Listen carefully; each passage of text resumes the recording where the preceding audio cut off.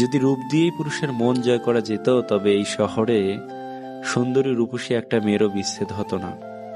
Plan করে ঠকানো যে সত্যি, কিন্তু প্ল্যান করে কখনো ভালোবাসা যায় না। 2 হাত দিয়ে একসাথে 10 জনকে মারা যায় না, কিন্তু 2 হাত জোর করে। হ্যালো এভরিওয়ান, আসসালামু আলাইকুম। সবাইকে অনেক অনেক ভালোবাসা জানিয়ে শুরু করছি আরও একটা নতুন ব্লগ। আশা করছি আমার আজকের ব্লগটা ভালো লাগবে। কয়েকদিন আগে নতুন বাসার জন্য যে ফ্রিজটা আমি অর্ডার করে আসছিলাম, আজ সেটা আসছে। ফ্রিজটা গত সপ্তাহে আরও একবার ওনারা নিয়ে আসছিলেন, কিন্তু মাপ নিয়ে দেখলেন যে এই সিঁড়ি দিয়ে উঠবে না। তখন ওনারা বললেন যে এই ফ্রিজ উঠানোর জন্য নাকি আলাদাভাবে ওনাদের কাছে গাড়ি রয়েছে, আমাদের যে সামনের বেলকনি সেখান দিয়ে ওনারা গাড়ি দিয়ে তুলে দিবেন। আজ ওনারা সব ব্যবস্থা নিয়ে আসছেন। তখন আমার হাজব্যান্ড বললেন যে যদি ফ্রিজটা একবার নিয়ে আমরা ট্রাই করে দেখি, যদি উঠে যায় তাহলে তো ভালো, কারণ গাড়ি দিয়ে উপরে তোলা অনেক ঝামেলা, সেই সাথে অনেক খরচও হবে। যদি ওনারা গাড়ি দিয়ে উপরে তুলে দেন তাহলে আমাদেরকে এক্সট্রা টাকাও দিতে হবে। যাই হোক, ওনারা দুজন আমার হাজব্যান্ড মিলে ফ্রিজটা উপরে তুলতে পেরেছেন। এটা এভাবেই খোলাই ছিল, পাট পাট করা, ওনারা লাগিয়ে দিয়ে যাচ্ছেন। তারপরে আমার যে কাপড় ধোয়ার মেশিন, এটাও চলে আসছে, ওনারা তুলে দিয়ে তারপরে সব কিছু ফিটিং করে দিয়ে যাবেন। ওনারা প্রথমে বলছিলেন যে এই ফ্রিজটা উপরে উঠবে না, কারণ এটা হলো 2 পাটের ফ্রিজ, অনেক বড়।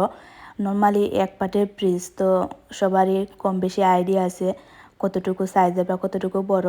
সেই রকম 2 পাটের, মানে বুঝতেই পারছো অনেক বড় ফ্রিজ।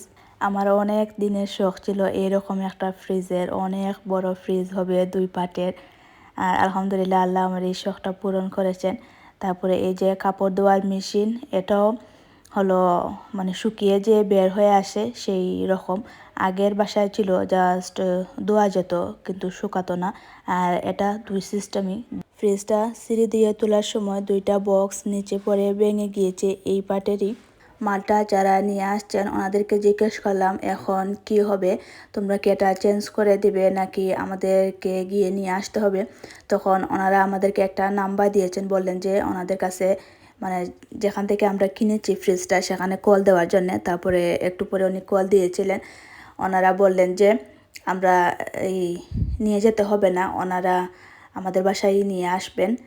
তারপরে বললেন যে একটু লেট হবে, ওনারা অর্ডার দিবেন, তারপর যেদিন অর্ডার আসবে সেদিনই আমাদের বাসায় নিয়ে আসবেন। সকালের নাস্তাটা করে নিয়েছি, এখন মা মেয়ে মিলে একটু বাসাটা পরিষ্কার করছি। মাশাল্লাহ, আমার মেয়েটা এত ছোট, এরপরেও ও আমাকে সব কাজে হেল্প করে। মেয়ে হলে মনে হয় এরকমই মাদের শান্তি। ঘরের আরও অনেক কাজ করেছি কিন্তু সেগুলো আর তোমাদের সাথে শেয়ার করিনি। এখন মেয়েকে নিয়ে বাইরে আসছি যেহেতু ফ্রিজ চলে আসছে। আর এতদিন জাস্ট মানে টুকটাক কিছু বাজার করে নিয়ে খেয়েছি, বেশি করে বাজার করে নিই। এখন যেহেতু ফ্রিজ আসছে তাই বেশি করে সব কিছু ভেজিটেবল, মাছ মাংস নিয়ে ফ্রিজে ঢুকিয়ে রাখবো।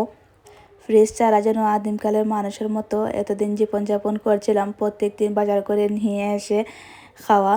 আর সব কিছু নিয়ে একেবারে ঢুকিয়ে রাখবো, তাহলে প্রত্যেক দিন আর বাজার করতে হবে না। এখানে আমার মেয়ের জন্য কিছু জিনিস কিনছি, যেমন দই, তারপরে ওর কিছু খাবার। আর এখন তো আমাদের অনেক গরম, আমি এই যে দই, তারপরে আইসক্রিম, গরমের মধ্যে দুপুরবেলায় একটা আইসক্রিম খেলে কিন্তু ভালোই লাগে। আমি অনেক বেশি লাইক করি আইসক্রিম, এতদিন আর আইসক্রিম খেতে পারিনি, কারণ এক বক্সে অনেকগুলো আইসক্রিম থাকে, একদিনে তো আর খেয়ে শেষ করতে পারবো না। তাছাড়া ফ্রিজও ছিল না, সবগুলা গলে যাবে, সেই জন্য আর এতদিন খাইও নি কিনিও নি। সুপার মার্কেট থেকে বের হয়ে আরও অনেকগুলো শপে গিয়েছি, মাছ মাংস সেগুলো কিনেছি, কিন্তু সেটার আর ভিডিও করিনি। এখন বাসায় চলে আসছি।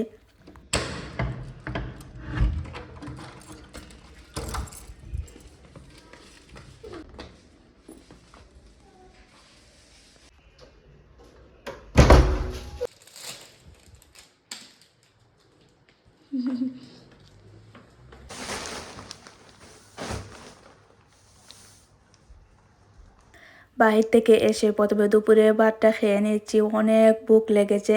তারপরে সব কিছু গুছাবো, ফ্রিজে রাখবো, তোমাদেরকে দেখাবো কি কি কিনে আনলাম। তারপরে এই যে এখানে অনেক ধরনের বিস্কুটও কিনেছি, এখন চা খাবো, তারপরে সব কিছু গুছাবো।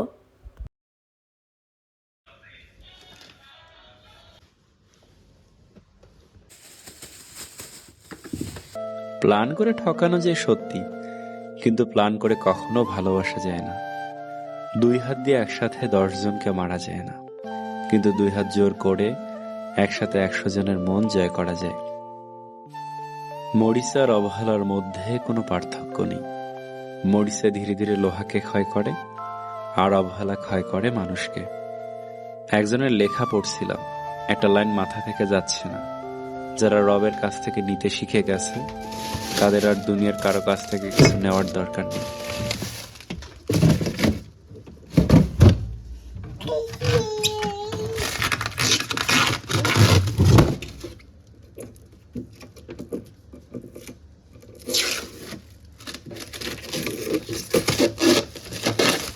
অবাক হওয়ার জন্য ম্যাজিক দেখার প্রয়োজন নেই, বরং আপন মানুষগুলোর বদলে যাওয়ার রূপ দেখলে এর চেয়ে বেশি অবাক হবেন।